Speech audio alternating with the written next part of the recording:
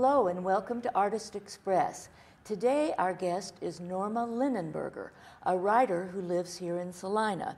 Norma, thank you for being with us today. Thank you for having me. Can you tell us a little bit about how you embarked on a writing career?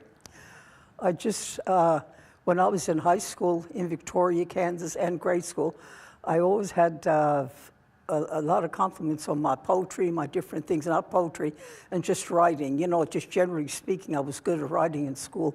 And I think that probably stuck with me all them years. And then, you know, you kind of forget about it and you go on and do other work and everything. And then finally one day or one night, I just decided to write some poetry out of the top of my head. And I wrote a book, which I have here. And then I went on and decided to start a novel.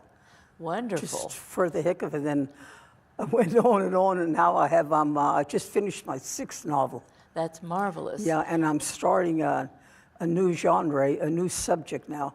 So I'm starting my 9th book. I'm starting on my 9th book. Mm-hmm. That's wonderful. Mm-hmm. And are they available in local bookstores, or do they have to be ordered specially? A lot of people come to my book signings. I see. Or they'll meet me somewhere or something. They'll say, Norma, I'm coming in. And if I'm at a book signing, then they come in and buy a book. Or, and especially in a lot of, like, Long John Silver and places like that, I go, you know. I see. And, in fact, I'm going there after I leave here. And so it's just whenever I have, or some kind of event maybe goes on or something, and then I put my name in for the book signing deal. I did that years ago, yeah. Is there a common thread that runs through, how many novels did you say, 6 so far? Actually, I have that one book, that vampire book and the zombie book, that's a 6-book series. I see. And then I've got a poetry book, and now I'm starting a new series, again, a stalking deal.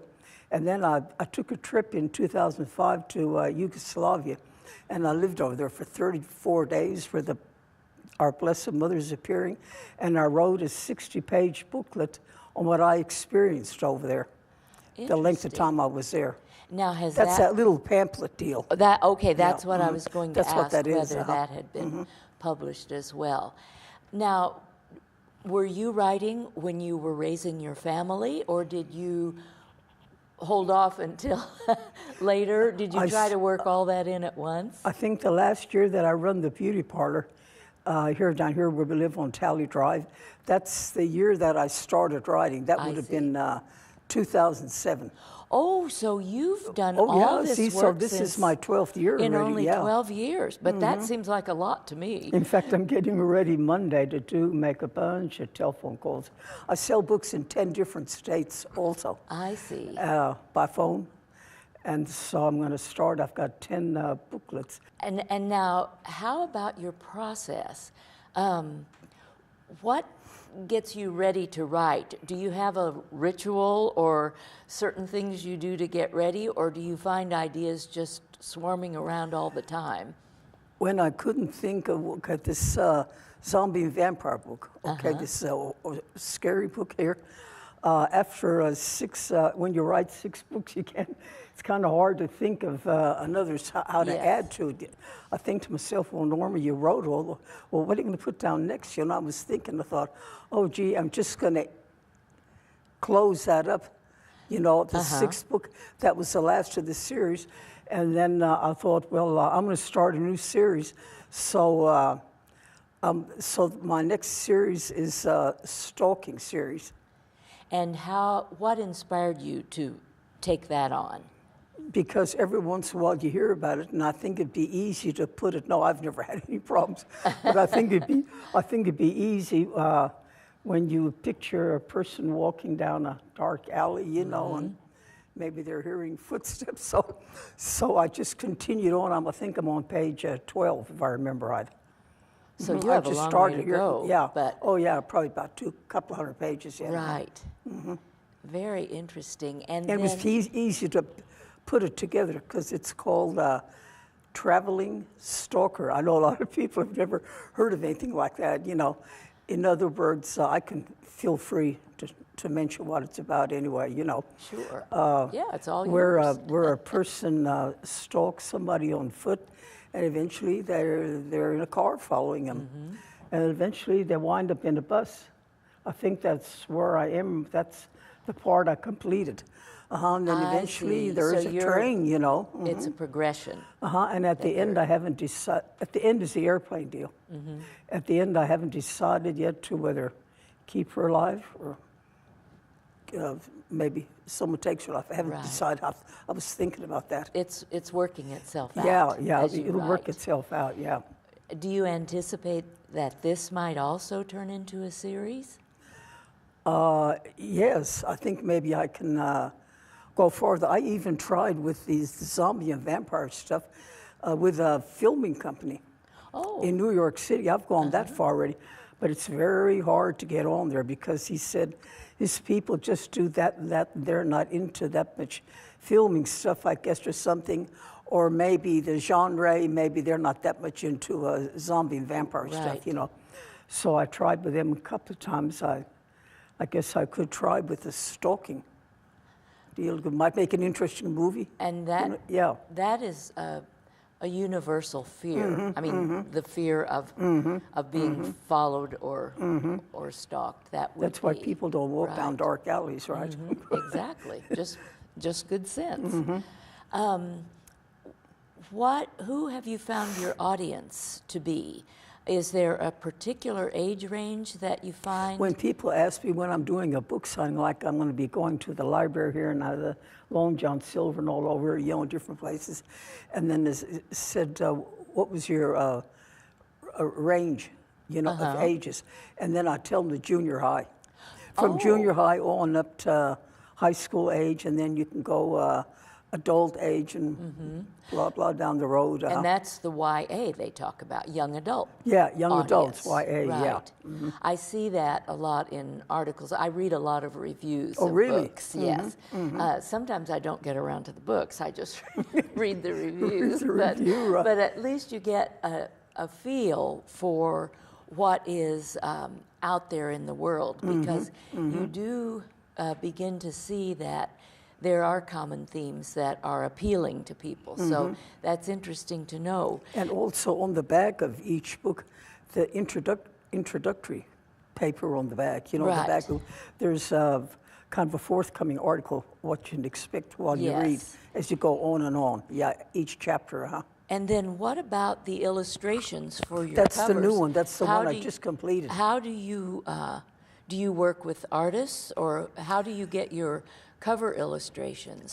Mennonite Press works on that, and they send from Newton, and they send a lady over, and she hacks it out with them, whatever I wanted, you know, something dark like this.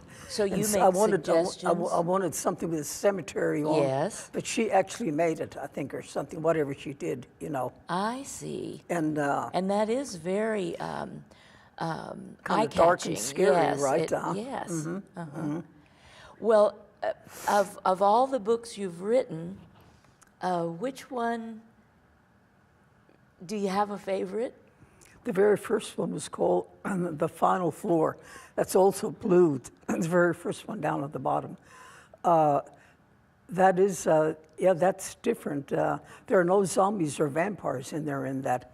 That just involves people getting into an elevator. So you better watch yourself the next time you get in the elevator. I'm just joking.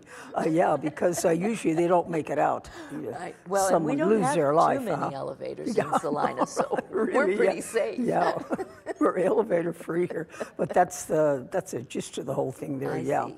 they usually lose their life or something happens. Now, Or they do don't you, walk. They walk in, but they don't walk back out I anymore. see. Oh dear, I don't want to go in that elevator either. Now, do you have a group of fellow writers that you communicate with No. or share? You work entirely independently. Right. I have a friend that writes poetry. Maryland does, right? But no, other than that, I just sit at home, and when I feel like nothing on television, you know, and Right. then I write. And now, in addition to the novels, you've also written poetry. Is there... And I wrote that just out of my head. Just right. yeah. And what do you find motivates your ideas for the poetry? Is it things that happen in the news? Do you look at nature? What do you find?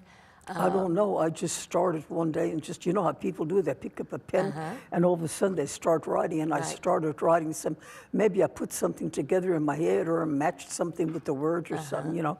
And then I thought, that's bad, Norma. So then maybe probably, I remember writing oftener in the evenings, you know. I see. And pretty soon I had a booklet, and then I started, then I had a book made. I think in the book, I know how many poems are in there, 229. Oh, I was going to ask now if you write long poems or short poems. 5 or 6 stanzas, and there's four lines to a stanza. And then after that, I started reading all over town, and I don't charge anything for my work. I read at funerals and cemeteries and all kinds of stuff, you know. Racetrack. One time I remember going to a game and reading, you know, so for all different deals that come up, right. So wakes, you know, when people pass away, and then I go up and read a certain type of poem, and I insert names in there for individuals, you know, the deceased and then the family, So I've got a little deal set up in my head with all that stuff, Well, it sounds as if your name must be on a lot of people's lists if they call you to do all these different things. A lot of people don't know I do that, and so then no, they don't call me at all. A lot of people know that I read all over, you know, and in church, and I'm a minister at the Catholic Church downtown of that, right? And the people are all aware. In fact, I read up there, but not my poetry, just gospel, not gospel, but just the regular stuff to the people, the readings, Well, this is my first time to meet you, so I'm delighted to maybe you heard my name from get to know you. Yes, from Carol Wright. Yes, and thank you so much. Our time is gone. We didn't have any trouble filling up our conversation, did we? No. Well, and I thought, God, are 15 minutes up already? Right, it just flew right by, didn't it? Yeah, that just flies by, right? Well, thank you so much for sharing your ideas and information about your work. Norma Linenberger, let her know if you would like to have a reading.